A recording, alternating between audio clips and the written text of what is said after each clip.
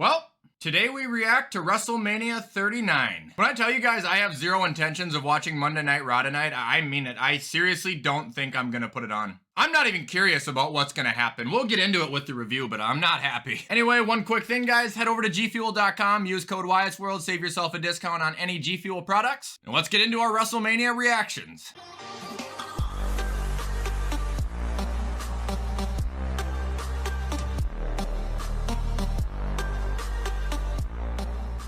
Alright, so I do gotta have one quick disclaimer as usual. If you guys disagree with my ratings, I don't care. We're going through these in order, starting with night one, match one, and we'll end with the main event. So, first off, we had John Cena versus Austin Theory for the United States Championship. I gave this match a 4.5 out of 10. Look, it got me with the Cena effect when I watched it live, but I went back and rewatched it, and man, the match was pretty lousy. John was clearly not in shape. He was gassed after about 2 minutes. He didn't even hit an AA. And Theory does not look any stronger coming from this, considering one, he tapped out when the ref was hurt, and two, he won using a low blow when the ref was hurt. The referees getting taken out is becoming a little bit too common in the Triple H era for me. Now, the outcome was correct. Theory won, that needed to happen, but the match itself, I was extremely let down. Alright, and that brings us to the men's showcase tag team match, and I was really wrong on this one. I'm gonna give it an 8.5 out of 10. This was a spot fest, and that's exactly what it should have been. Front to finish, like every single person in this match seemed to get their moment. You had Chad Gable suplexing Braun Strowman diving off the top rope, Angelo Dawkins absolutely annihilating Braun, Ricochet and Montez were doing flips, the Raiders were hitting hard. The only thing that's really disappointing is that I don't think this match was for anything. I don't think it had any purpose. However, it was so entertaining, and the fans really helped it because I think they were still so full of energy because the first match sucked. If you guys missed the match and you want to watch 10 minutes of absolute pure magic, go watch the men's showcase because seriously, it was a riot. After that, we've got Seth Rollins versus Logan Paul. This match, I give a flat 8 out of 10. This was a good match, but I didn't think it was a 10 by any means. Some people are acting like this is the greatest match they've ever seen. To me, no. I loved the show of athleticism. I loved the chemistry between Seth and Logan. I loved the KSI table spot. That was great. However, the thing with me is that this match just felt like it was two complete different levels colliding. You got Seth Rollins up here, and Logan Paul, even though he's still great, he is well below Seth, man. Seth deserves so much more, and I think that's kind of why I just didn't see this match for everything that it was, but I still think it was fantastic, and I would give it an 8 out of 10. And their entrance is completely rocked.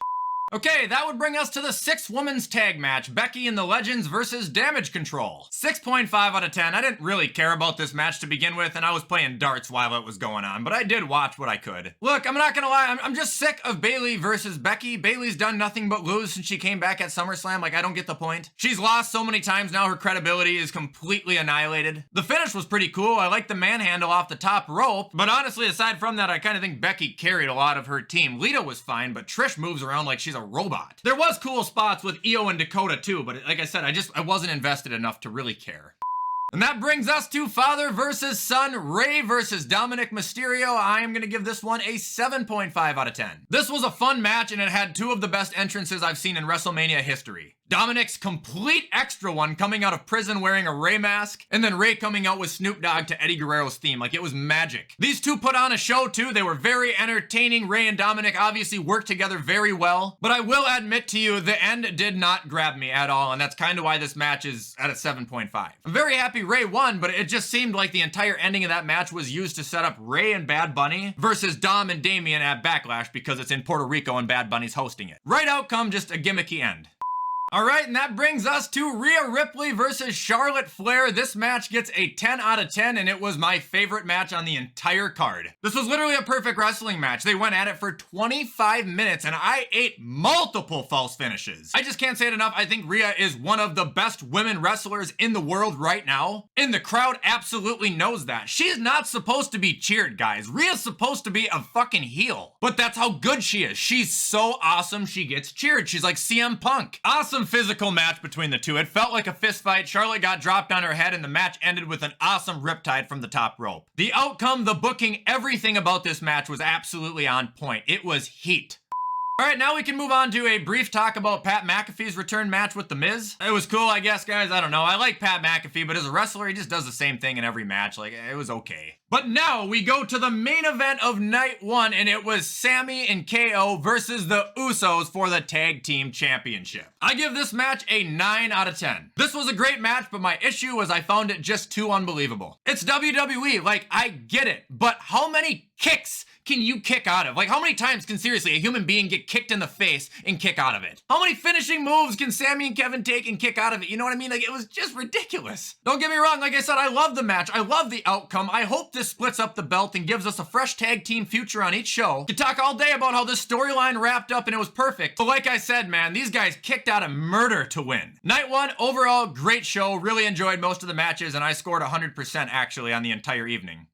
All right, now we're on to match one of night two. Brock Lesnar versus Omos. 6.5 out of 10. Look, this match actually made Omos look good despite losing for like his 40th match in a row. Which was the right call, by the way. Omos can't just come out of nowhere and beat Brock Lesnar. That would be ridiculous. But they wrote this match about as good as they could have. They made Omos look dominant. I didn't notice any botches from him at all. And then at the end of the match, Brock Lesnar came back, hit like, what, 4 or 5 suplexes and an F5 and won. I do want to really quick just talk about Brock selling though. If you guys noticed how well he was selling that match, he only really does that when he really respects his opponents. So he must like Omos, and I'm gonna expect a rematch coming soon.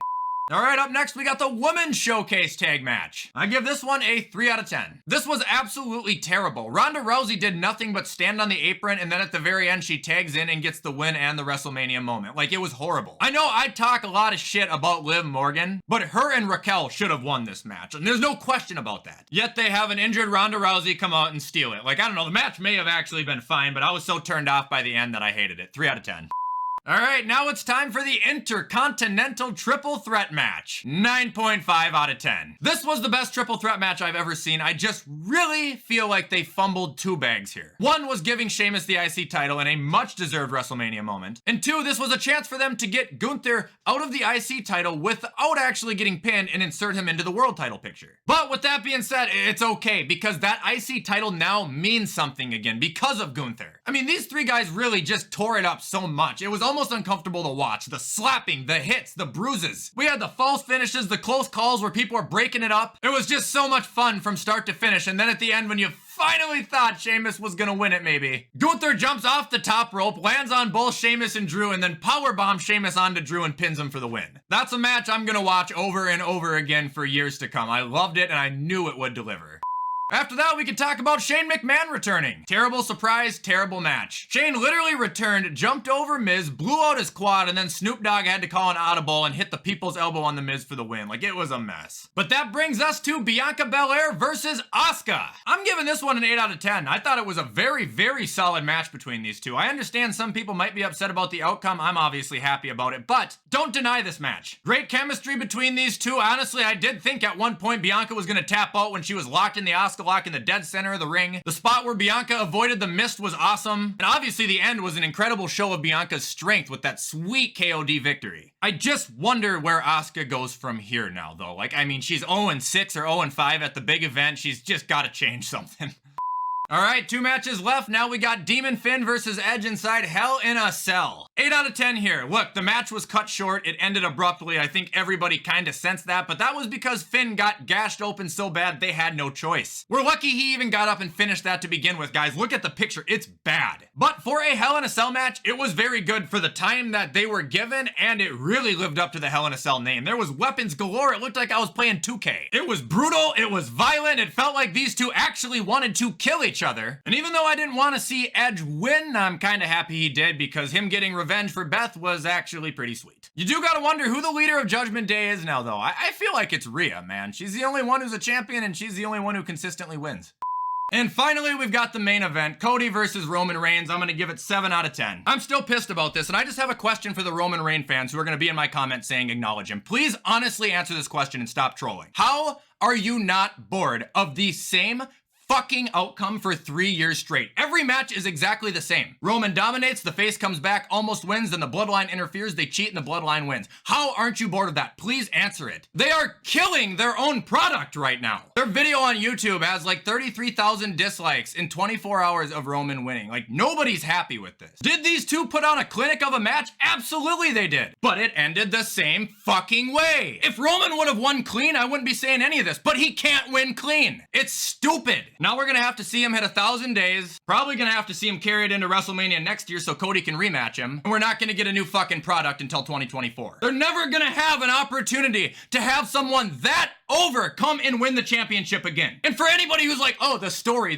shut up. The story ended. So tired of everyone saying that, but the story. That was supposed to be Cody returning, Cody winning the Rumble, Cody winning the belt. I hated it. I hated the ending so much it ruined the entire event for me. And this isn't a wrestling fan being like, oh, that champion. No, this is a wrestling fan who's pissed off with the writing. I'm not mad at Roman Reigns. You're insane if you're mad at a paid actor. He's doing what he's told. I just think the writers of the company are absolute brain dead right now. Overall, WrestleMania would have been probably my favorite WrestleMania of all time, but I'm gonna give it a B, and I'll probably never watch the main event again.